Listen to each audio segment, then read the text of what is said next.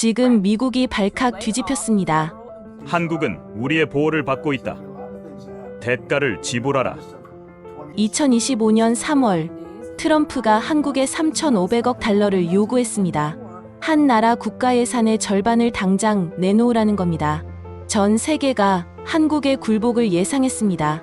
일본도 무릎 꿇었는데 한국이 뭘 할 수 있겠습니까? 하지만 다음 날 서울에서 날아온 답변은 단 두 단어였습니다.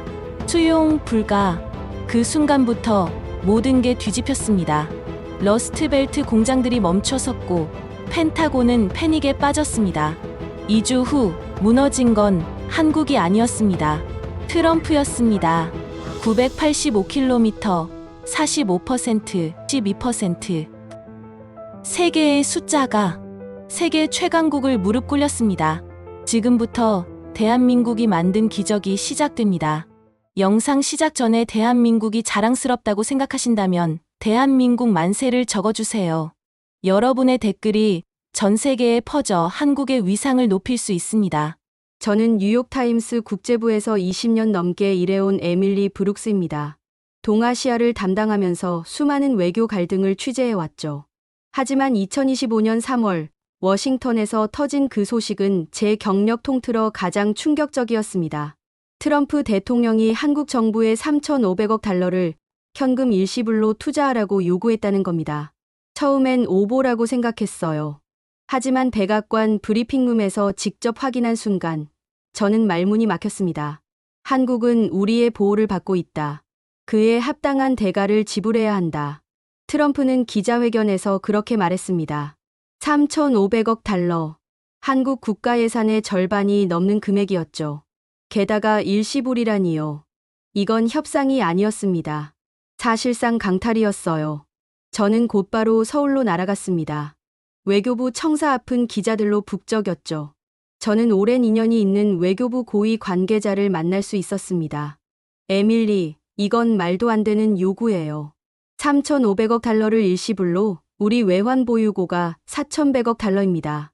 그걸 다 쏟아부으라는 건가요? 한국 정부가 수용할 수 없는 조건이라는 게 명백했습니다. 그런데 그는 더 중요한 이야기를 꺼냈어요. 이건 단순히 돈 문제가 아닙니다. 주권의 문제예요. 동남아, 어느 나라처럼 미국 요구에 그냥 고개 숙일 순 없어요. 바로 그날 오후 한국 외교부는 공식 성명을 발표했습니다. 저는 브리핑룸에서 그 장면을 직접 봤어요. 대한민국 정부는 해당 요구를 수용할 수 없음을 분명히 밝힙니다. 브리핑룸이 술렁였습니다. 한국이 미국에게 이렇게 단호하게 거절한 건 처음 봤거든요. 저 역시 놀랐습니다. 솔직히 말하면 저는 한국이 어느 정도 유연하게 나갈 거라고 예상했어요. 그 관계자는 제게 더 구체적인 설명을 해줬습니다. 우리는 대안을 제시했어요. 10년에 걸친 단계적 투자 계획이죠. 연간 300억 달러씩 인프라와 국방 분야에 투자하겠다고요. 하지만 트럼프는 거절했습니다. 저는 그제야 깨달았습니다. 이건 협상이 아니라는 걸요. 트럼프는 한국을 굴복시키려 했던 겁니다. 그런데 한국은 굴복하지 않았어요. 그날 밤 저는 호텔 방에서 자료를 정리하며 한 가지 사실을 떠올렸습니다. 일본은 어땠죠? 작년에 일본은 트럼프의 압박에 결국 500억 달러 규모의 추가 방위비를 약속했습니다. 한국과는 달랐어요. 저는 다음 날 아침 다시 그를 만났습니다. 일본은 받아들였는데 왜 한국은 안 되는 건가요? 에밀리, 숫자를 보세요. 일본의 국내 총생산은 우리의 3배가 넘습니다. 하지만 우리가 3,500억 달러를 일시불로 내면 그건 국가 파산을 의미해요. 저는 고개를 끄덕였습니다. 하지만 제 머릿속엔 다른 질문이 맴돌았어요. 한국이 이렇게 강하게 나갈 수 있는 이유가 뭘까? 단순히 경제적 이유만은 아닐 것 같았습니다. 저는 그날 밤 뉴욕 본사에 첫 번째 기사를 송고했습니다.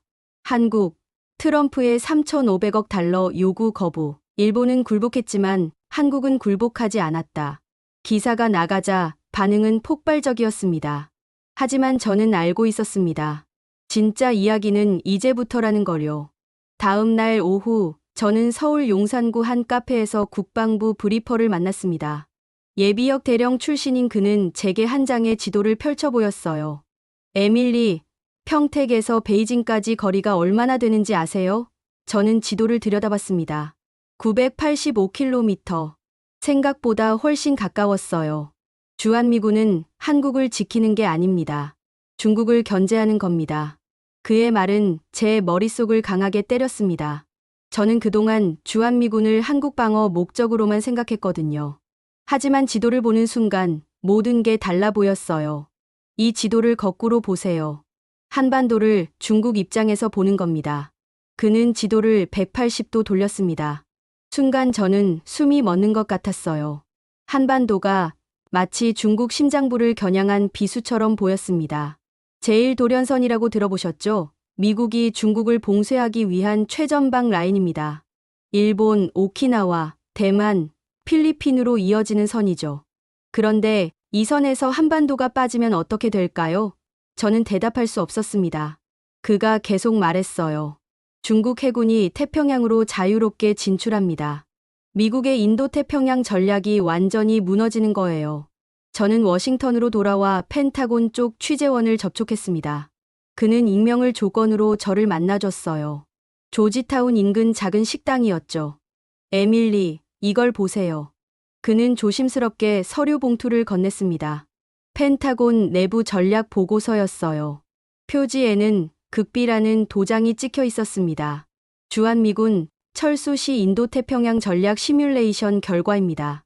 결론은 간단해요. 주한미군 없이는 중국 봉쇄가 불가능합니다. 보고서를 넘기는 제 손이 떨렸습니다. 거기엔 놀라운 내용이 담겨 있었어요. 주한미군이 철수하면 중국은 12개월 내에 대만을 침공할 확률이 87%로 올라간다는 겁니다. 평택 기지는 단순한 주둔지가 아닙니다. 중국 심장부를 타격할 수 있는 전략적 요충지예요. 985km. 이 거리가 모든 걸 설명합니다. 저는 다시 서울로 날아갔습니다. 이번엔 싱크탱크 전문가를 만나기 위해서였죠. 전략국제문제연구소 보고서를 작성한 연구원이었습니다. 한반도는 지리적으로 대체 불가능합니다. 일본은 너무 동쪽에 있고 대만은 너무 남쪽이죠. 중국 수도권을 직접 압박할 수 있는 곳은 한반도뿐입니다. 그는 컴퓨터 화면에 지도를 띄웠어요. 베이징, 텐진, 칭다오, 중국 경제의 핵심 도시들이 모두 평택 기지 작전 반경 안에 있습니다. 트럼프가 주한미군 철수를 운운하는 건 미국 스스로 목을 조르는 행위예요.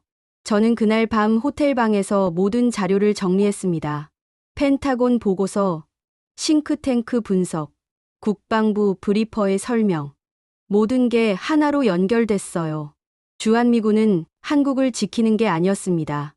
미국을 지키고 있었어요. 중국의 태평양 진출을 막는 최후의 보루였던 겁니다. 저는 두 번째 기사를 작성했습니다. 제목은 이랬죠. 985km의 진실. 주한미군은 미국을 지킨다. 기사가 나가자 워싱턴이 발칵 뒤집혔습니다. 펜타곤은 보고서 유출 경위를 조사하기 시작했고 백악관은 저를 비난했죠. 하지만 저는 물러서지 않았습니다. 진실은 숨길 수 없었으니까요. 워싱턴에 돌아온 저는 한 통의 이메일을 받았습니다. 발신인은 카네기 재단 소속 내부 제보자였어요. 제목은 간단했습니다. 당신이 알아야 할 숫자들. 저는 조심스럽게 첨부 파일을 열었습니다. 미국 국방부 산하 광물자원위원회 보고서였어요. 첫 페이지를 넘기는 순간 저는 숨이 멎었습니다. 텅스텐 수입 의존도 한국산 45%, 비스무트 42%, 몰리브덴 38%, 키토류 가공품 41%. 믿을 수 없는 숫자들이었어요. 저는 곧바로 그 제보자에게 연락했습니다. 우리는 버지니아주 한 공원 벤치에서 만났죠. 에밀리, 이 숫자들이 뭘 의미하는지 아세요? 미국 미사일 생산의 생명줄이 한국에 달려 있다는 겁니다. 텅스텐 없이는 미사일 탄두를 만들 수 없어요. 저는 다시 물었습니다. 만약 한국이 수출을 중단하면 3개월입니다. 3개월 안에 미국 미사일 생산 라인이 완전히 멈춥니다. 저는 서울로 다시 날아가 광물자원 전문가를 만났습니다. 서울 기반 자원연구소 소장이었어요. 한국은 자원 빈국이라고들 하죠. 맞는 말입니다. 하지만 가공 기술은 다릅니다. 텅스텐을 미사일급 합금으로 만드는 기술, 히토류를 군사용 자석으로 가공하는 기술. 이건 한국이 세계 최고예요. 그는 자료 하나를 보여줬습니다. 중국도 히토류는 많이 생산하지만 군사용 고순도 가공 한국에서 수입합니다. 일본도 마찬가지고요. 미국은 더 말할 것도 없죠. 저는 펜타곤 취재원에게 다시 연락했습니다. 이번엔 그가 먼저 말을 꺼냈어요. 에밀리, 트럼프의 증산 계획 들어보셨죠? 미사일을 2배로 늘린다는 거요. 그 계획은 한국 없이는 불가능합니다. 우리가 자체 생산할 수 있는 텅스텐은 현재 수요의 20%도 안 돼요. 그는 한숨을 쉬었습니다. 트럼프가 한국을 압박하는 건 자기 발등을 찍는 겁니다. 한국이 텅스텐 수출을 단 한 달만 중단해도 로키드 마틴과 레이시온의 생산 라인이 멈춥니다. 저는 그날 밤 뉴욕 본사에 긴급 전화를 걸었습니다.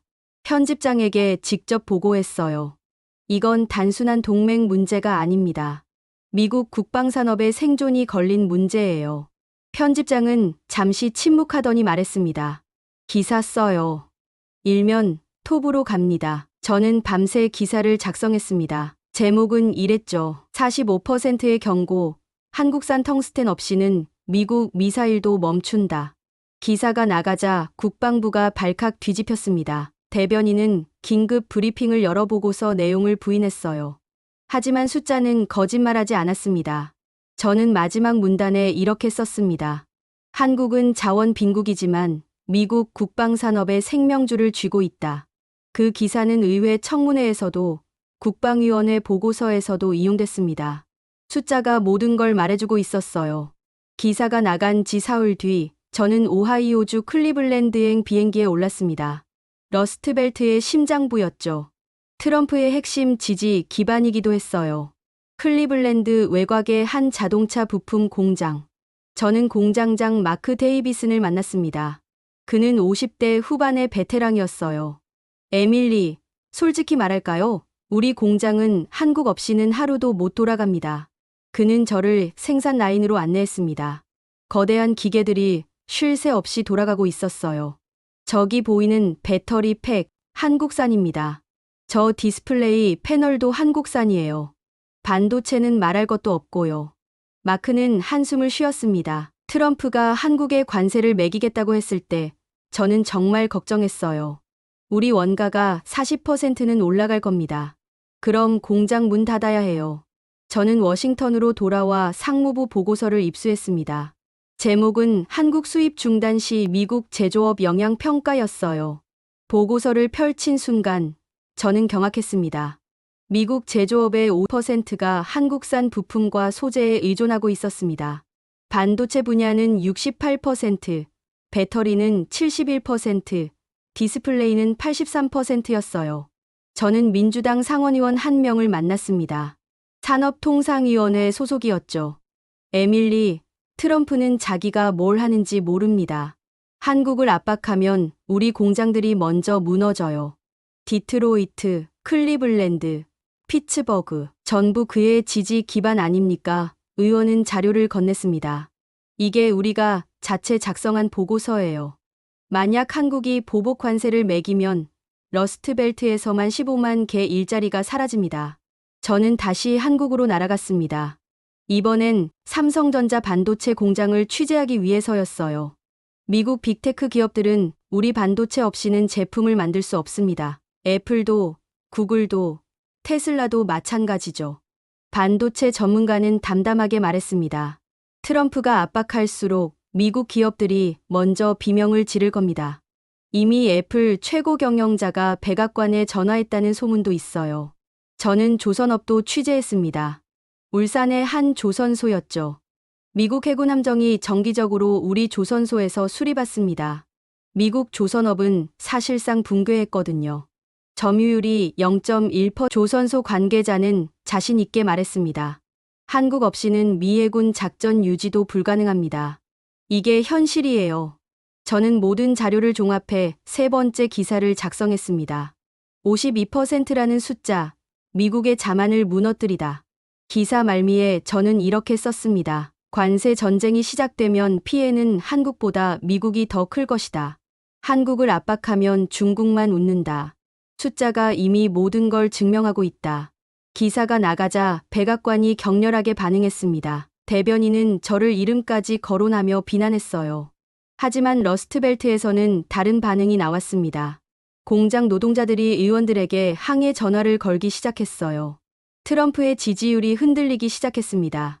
저는 샌디에이고 해군 기지로 날아갔습니다. 태평양 함대 사령부가 있는 곳이죠. 기지 입구에서 저는 한 가지 놀라운 광경을 목격했어요.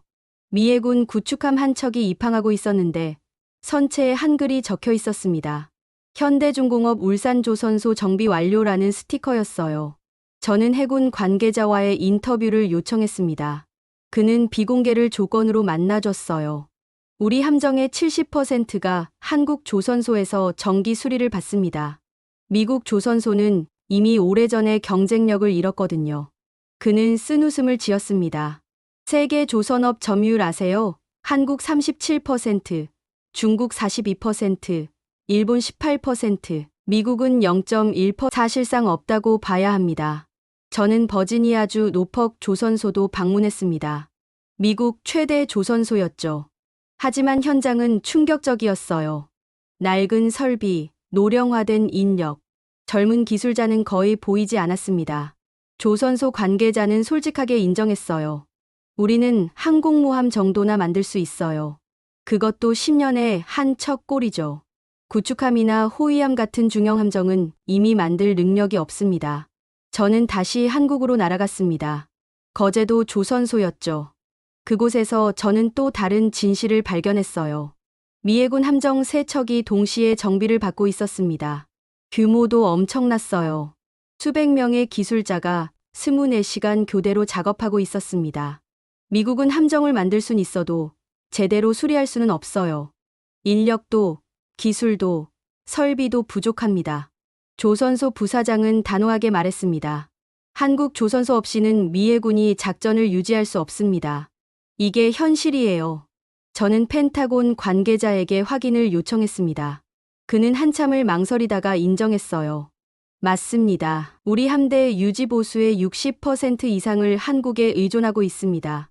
트럼프가 한국을 압박하면 가장 먼저 타격받는 건 우리 해군입니다. 저는 4번째 기사를 작성했습니다. 한국 조선소, 미 해군의 숨겨진 심장. 미국 항공모함은 만들어도 수리는 한국에서만 가능하다. 기사에는 샌디에이고 항구에서 찍은 사진도 실었습니다. 한글 스티커가 붙은 미 해군 구축함 사진이었죠.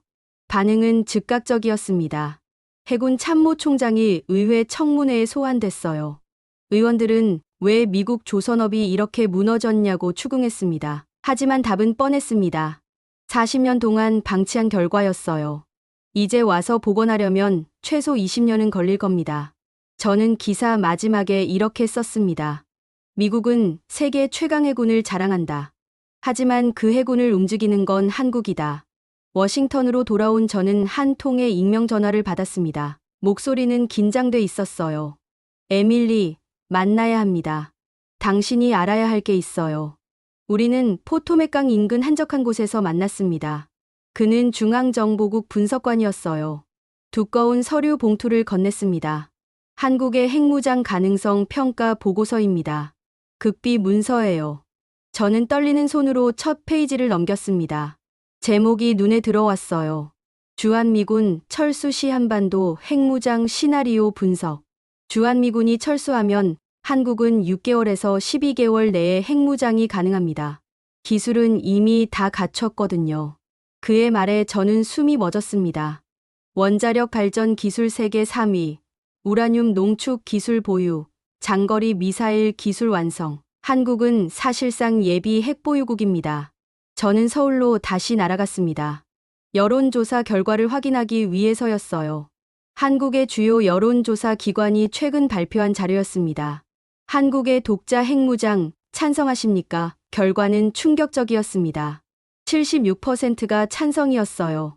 작년만 해도 58%였는데 급격히 올랐습니다. 저는 국방 전문가를 만났습니다. 그는 조심스럽게 말문을 열었어요. 미국이 우리를 버리면 우리도 선택지를 바꿀 수밖에 없습니다. 북한 핵 위협은 여전한데 미국 핵우산이 사라지면 어떻게 하겠어요? 그는 지도를 펼쳤습니다. 한국이 핵무장하면 일본도 따라갑니다. 대만도 마찬가지죠. 동아시아 전체가 핵 도미노에 빠집니다. 미국의 비확산 정책이 완전히 무너지는 겁니다. 저는 다시 워싱턴으로 돌아와 국무부 관계자를 만났습니다.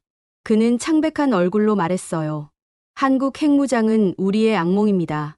동아시아 핵 질서가 붕괴되면 중국이 가장 위협적으로 반응할 겁니다. 자칫하면 전쟁으로 이어질 수도 있어요. 저는 중앙정보국 보고서를 다시 펼쳤습니다. 시뮬레이션 결과가 적혀 있었어요. 한국 핵무장 후 6개월 내 일본 핵무장 가능성 82%, 12개월 내 대만 핵무장 검토 가능성 67%, 동아시아 핵 도미노 시나리오였습니다. 트럼프는 이 보고서를 봤을까요? 저는 분석관에게 물었습니다. 브리핑은 받았을 겁니다. 하지만 심각성을 이해했는지는 모르겠어요.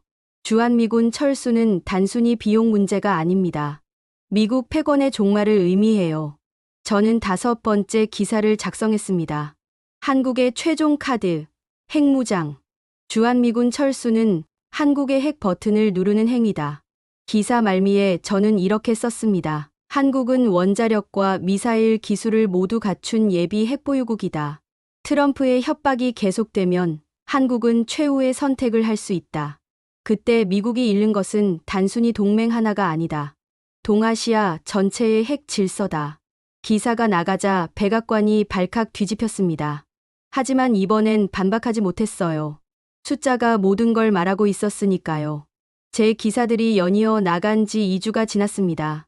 워싱턴의 분위기가 확연히 바뀌고 있었어요. 러스트벨트에서 먼저 변화가 시작됐습니다. 오하이오, 미시간, 펜실베이니아. 트럼프의 핵심 지지 기반이었던 곳들이죠. 우리 공장을 살려라. 클리블랜드 공장 노동자들이 거리로 쏟아져 나왔습니다. 그들은 트럼프의 대한국 정책을 정면으로 비판했어요. 한국에 관세 매기면 우리가 죽는다. 트럼프는 우리를 버리는 거냐? 저는 현장을 취재하러 다시 클리블랜드로 날아갔습니다. 마크 공장장을 다시 만났어요. 에밀리, 당신 기사 덕분에 모든 게 드러났어요. 이제 사람들이 진실을 알게 됐습니다. 그는 감사하다는 말을 건넸습니다. 의회도 움직이기 시작했습니다. 민주당뿐 아니라 공화당 의원들도 트럼프를 압박했어요. 한국은 우리의 핵심 동맹입니다. 3,500억 달러 요구는 터무니없어요. 상원 외교위원장이 공개 성명을 발표했습니다. 그의 지역구도 러스트벨트였죠. 백악관 내부에서도 균열이 생겼습니다. 국방장관과 국무장관이 트럼프를 설득하기 시작했어요. 각하, 이건 미국 국익에 도움이 안 됩니다. 저는 백악관 내부 소식통을 통해 이 대화 내용을 입수했습니다. 그리고 결정적인 순간이 왔습니다. 여론조사 결과였어요. 트럼프 지지율 37%, 취임 이후 최저치였습니다. 특히 러스트벨트에서 지지율이 급락했어요. 12%포인트나 떨어졌습니다. 한국 압박 정책이 잘못됐다고 생각하십니까? 이 질문에 68%가 그렇다고 답했습니다. 저는 백악관 브리핑룸에서 그 역사적인 순간을 목격했어요. 트럼프가 직접 나와 발표했습니다.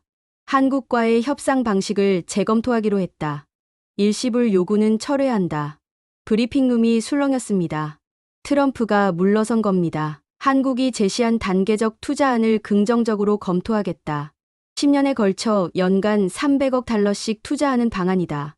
저는 믿을 수 없었습니다. 트럼프가 한국의 제안을 받아들인 거예요. 사실상 항복이었습니다. 저는 곧바로 서울의 외교부 관계자에게 연락했습니다. 에밀리, 우리가 이겼어요. 굴복하지 않았더니 미국이 무너졌습니다.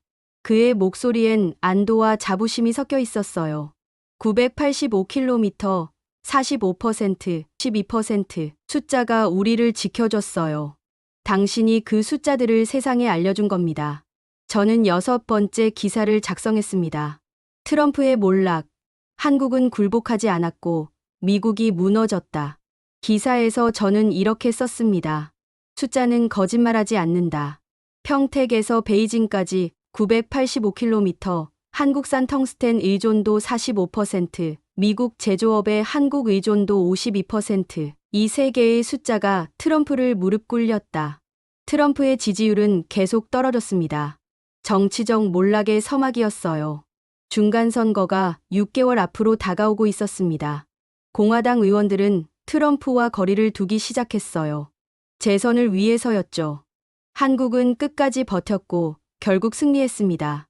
저는 뉴욕 맨해튼 타임스 스퀘어 인근 본사 사무실에 앉아 있었습니다. 창밖으로 보이는 마천루를 바라보며 지난 2달을 되돌아봤어요. 20년 동안 저는 한국을 어떻게 봤을까요? 솔직히 말하면 약한 나라라고 생각했습니다. 미국의 보호를 받는 작은 동맹국. 그게 제 편견이었어요. 하지만 틀렸습니다. 완전히 틀렸어요. 편집장이 제 책상으로 다가왔습니다. 에밀리, 축하해요. 당신 기사가 풀리처상 후보에 올랐어요. 저는 믿을 수 없었습니다. 20년 기자 생활에서 처음 있는 일이었죠. 국제보도 부문입니다. 심사위원들이 극찬했어요. 미국 외교정책의 맹점을 정확히 짚었다고요. 하지만 저에게 더 중요한 건 따로 있었습니다. 제 기사가 실질적인 변화를 만들었다는 거예요. 의회는 한국과의 동맹 관계를 제정해야 하는 법안을 통과시켰습니다. 일방적 요구가 아닌 상호 존중에 기반한 파트너십이었어요. 국방부도 보고서를 다시 작성했습니다. 주한미군의 전략적 가치를 공식적으로 인정했죠. 저는 마지막 기사를 쓰기로 했습니다. 연재의 마지막 편이었어요. 동맹은 거래가 아니다. 한 기자가 배운 진실. 저는 키보드 앞에 앉아 솔직하게 썼습니다. 저는 20년 동안 한국을 잘못 봤습니다. 미국의 시혜를 받는 나라라고 생각했어요. 하지만 현실은 달랐습니다. 한국은 미국의 부하가 아닙니다. 대등한 파트너입니다. 아니, 어떤 면에서는 미국보다 더 강했어요. 985km라는 지리적 이점, 45%의 광물 지배력, 12%의 제조업 영향력. 한국은 이 카드들을 갖고 있으면서도 함부로 휘두르지 않았습니다. 그게 진짜 힘이었습니다. 협박하지 않고도 상대를 설득하는 힘이요. 저는 잠시 타이핑을 멈추고 창밖을 바라봤습니다. 서울에서 만난 사람들이 떠올랐어요. 외교부 관계자, 국방부 브리퍼, 공장 관계자들. 그들은 자신들의 가치를 알고 있었습니다. 트럼프는 한국을 굴복시키려 했습니다. 하지만 한국은 숫자로 대응했어요. 감정이 아닌 팩트로, 협박이 아닌 논리로 말이죠. 그 과정에서 저는 깨달았습니다. 진짜 동맹이 무엇인지를요. 저는 기사 마지막 문단을 썼습니다. 한국이 미국을 가르쳤습니다. 동맹은 일방적 복종이 아니라 상호 존중이라는 거요. 강함은 큰 소리가 아니라 확고한 원칙에서 나온다는 거요. 20년 특파원 생활 동안 제가 배운 가장 중요한 교훈입니다. 한국, 당신들이 옳았습니다. 기사를 송고하고 저는 의자에 깊이 기댔습니다. 이메일함에 수백 통의 메일이 쌓여 있었어요. 독자들의 반응이었습니다. 그중 하나가 눈에 들어왔습니다. 서울에서 온 메일이었어요. 외교부 그 관계자였습니다. 에밀리, 진실을 알려줘서 고맙습니다. 당신은 우리의 목소리가 되어줬어요. 저는 미소 지었습니다. 기자로서 이보다 더 큰 보람은 없었어요. 몇 달 후 저는 정말로 풀리처상을 받았습니다. 시상식장에서 저는 짧은 소감을 밝혔어요. 이 상은 제 것이 아닙니다. 진실을 말해준 한국의 모든 분들 것입니다. 감사합니다. 오늘의 이야기 어떻게 들으셨나요? 정말 경이로운 순간이었죠. 트럼프가 3,500억 달러를 요구하며 한국을 굴복시키려 했지만 결국 무릎 꿇은 건 세계 최강 미국이었습니다. 단 2주 만의 말이에요. 985km, 45%, 12%. 이 세 개의 숫자가 증명했습니다. 한국은 미국의 부하가 아니라 심장 그 자체라는 거요. 주한미군은 한국을 지키는 게 아니라 미국을 지키고 있었고, 한국산 텅스텐 없이는 미국 미사일이 멈추며 한국 조선소 없이는 미 해군이 표류한다는 충격적인 진실이 드러났습니다. 가장 인상 깊었던 건 한국이 단 한 번도 협박하지 않았다는 점이에요. 그저 숫자로, 팩트로, 논리로 대응했을 뿐인데 미국이 스스로 무너졌죠. 한국의 위대함은 큰 소리가 아니라 확고한 원칙에서 나온다는 걸 전 세계에 각인시킨 역사적 순간이었습니다.